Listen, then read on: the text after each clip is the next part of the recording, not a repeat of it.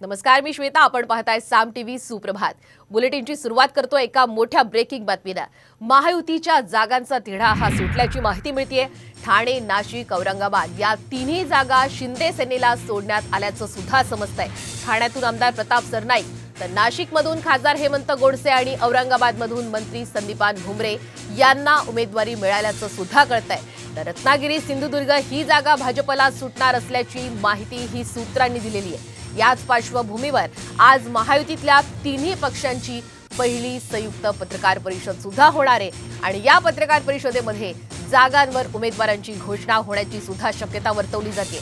मात्र मुख्यमंत्री एकनाथ शिंदे, उपमुख्यमंत्री देवेंद्र फडणवीस आणि उपमुख्यमंत्री अजित पवार हे तिन्ही पक्षांचे प्रमुख पत्रकार परिषदेपासून लांबच राहणार आहेत असं सुद्धा कळतंय. त्यामुळे महायुतीचा जागा वाटपाचा तिढा हा सुटला असल्याची महत्त्वाची माहिती आता सूत्रांनी दिलेली आहे. ठाणे, नाशिक, औरंगाबाद हे शिंदे सेनेकडे, तर रत्नागिरी, सिंधुदुर्गची जागा ही भाजपला सुटणार असल्याची शक्यता सुद्धा आता वर्तवली जाते. आज उमेदवारांच्या नावांची घोषणा होण्याची शक्यताही वर्तवली गेली आहे. तर महायुतीतील जागांचा तिढा हा सुटलाय कशा पद्धतीनं ते पाहूयात.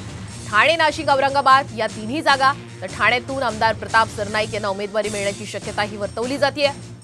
नाशिकमधून खासदार हेमंत गोडसे यांचे प्रयत्न फळाला आल्याचं कळतंय, कारण उमेदवारीची घोषणा होण्याची शक्यता आहे. तर औरंगाबादमधून चंद्रकांत खैरे यांच्या विरोधात मंत्री संदीपान भुमरे यांना उमेदवारी मिळू शकते आणि रत्नागिरी, सिंधुदुर्ग मतदारसंघ हा भाजपला सुटणार असल्याचं सुद्धा सूत्रांकडून कळतंय. ठाणे, नाशिक, औरंगाबाद या तिन्ही जागा आता शिंदे सेनेला मिळतील अशी महत्त्वाची माहिती सूत्रांनी दिली आहे.